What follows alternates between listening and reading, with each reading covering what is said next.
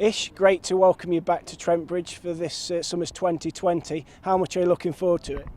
Yeah, look, obviously looking forward to playing again at Trent Bridge. It's a fantastic place to play, and especially when the weather's been fantastic. I got off the plane on Sunday, and I haven't seen a cloud since, except for today. Today's the first day we've seen a bit of cloud cover. So, no, it's been fantastic. The atmosphere is set for it, and hopefully Wednesday stays the same. For those who maybe haven't followed the cricket all the way around the world, just tell us what you've been up to over the winter. Yeah, I've played a lot of cricket since the last time I've been at Trent Bridge. I played quite a bit of domestic cricket back home, played a bit of T20, ODI, and ended up playing a bit of Test cricket as well for New Zealand. And then after that, I went away to the IPL for my first experience over there. And yeah, it seems like it's been pretty on the go. Definitely developed my game a lot since I left Trent Bridge, in which I can probably thank to the bowling conditions out here being so tough. I think it's helped me move my game forward in a really positive way. Coming back as a bowler now, how much is it going to have your experiences last year help you this year? Because obviously the massively high scores that have been going in at Trent Bridge over the years. Yeah, look, it's well documented that this I think by word of mouth and stats wise is one of the hardest places to bowl in terms of RPOs and things like that. A lot of runs are scored here, a lot of boundaries are scored here, and I suppose when I came here last year I didn't really understand that so much, and now I've had a taste of what it's like to bowl out here. Had some success, had some tough days as well.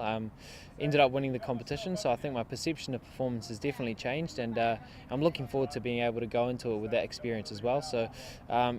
Contributing is the main thing for me, and contributing just might look slightly different here. Instead of being 1 for 24, it might be 2 for 35 is a great job. So that perception is definitely different now. How much did you enjoy winning the final last year, and what were your best memories of that? Yeah, look, that was magical. Being a really long competition, I think, compared to most around the world. You play a lot of cricket with these guys, you spend a lot of time with them, whether it's travelling to games, playing together, training together, and all that kind of thing. To have that championship on the finals day after a long day as well, you play 2 games in a row, so you're exhausted by the end of it. It's really, really satisfying. And any championship, I think you look back as being one of the best parts of your cricket career. And now I've got 3 championships in my belt, so it's definitely something that I think when I finish playing cricket, I look back at really fondly. Do you think the fact that you've won it now makes it easier to win it again, or do you think it makes it tougher? I think it definitely makes it tougher. I think retaining the title is always harder than winning the title, I think, because you sort of form a structure, you form a way of playing. And now I guess teams are well aware of the strengths that you have as a team, and they respect what you can bring to the table every single day. So I guess you have to have some sort of unpredictability maybe, what should I say, and try to do things slightly different if we're challenged in that sort of way. But I think we know this ground really well, and I think it's a batting heavy team that we have. Our top 6 or 7 can take the game away, and so scoring runs and then defending them is the way that we're going to have to do it. How much are you looking forward to opening your tournament with the home game here at Trent Bridge, and it's last year's final rematch, of course? Yeah, look, I can't wait to play against Birmingham. They've got a lot of guys in there that I've played with in the past. Old players that have played for New Zealand as well. Grant Elliott, Jeetan Patel, Colin de Granholm are there. And so, seeing those guys is one thing. I think beating them on the cricket field and coming away with a win is always a little bit sweeter than what it is when you don't know the opposition as much. And so, yeah, definitely looking forward to it. They'll be rampant. They'd want to get back at us for beating them in that final. So, expect no less from them. I think they're going to be a very tough opposition. It's a very similar side to last year, which I guess is important, but there are some new younger players coming through as well. How much are you looking forward to seeing those lads in action?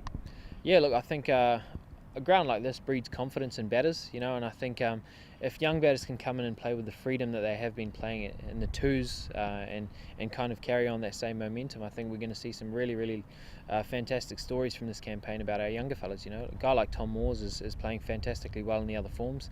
But Billy Root's going to come in, do a really good job. He actually did some really good jobs for us last year, so to build on that's going to be important. I think missing BT is always tough, but I guess you have a similar player in Chris Nash coming in who's got a world of experience, so I definitely think it'll be a good fit for our team. And what do you think would represent a good 2020 for you this year? I suppose winning it. A good 2020 campaign, I think, for me is going to be a T20 campaign where I develop my game as well. I think I owe Trent Bridge a lot to last year, to my past year of success. It definitely taught me a lot to bowl in tough conditions and take things a lot lighter as well out in the middle. And so, more of the same. I'm hoping to go into it with that sort of mentality, taking it ball by ball and and just being able to stay in the moment as much as you can. And just finally, you became the world's #1 T20 bowler earlier this year. How did that feel to get to that up to that pedestal? Yeah, look, it's something I think when you're not kind of achieving or not trying to achieve it, you don't really think about too much. But when you do kind of get ranked #1 and you're among all these fantastic players that you look up to as well as play against and play with, it definitely was quite special. And I guess it was another kind of fork in the road to be able to build from. I really wanted to carry on that momentum and not just stay at #1 and then drop off. I wanted to keep competing with those guys at that top level, and I think it definitely gave me that kind of encouragement that I can achieve certain things in this game, and I guess I just want to carry that on now.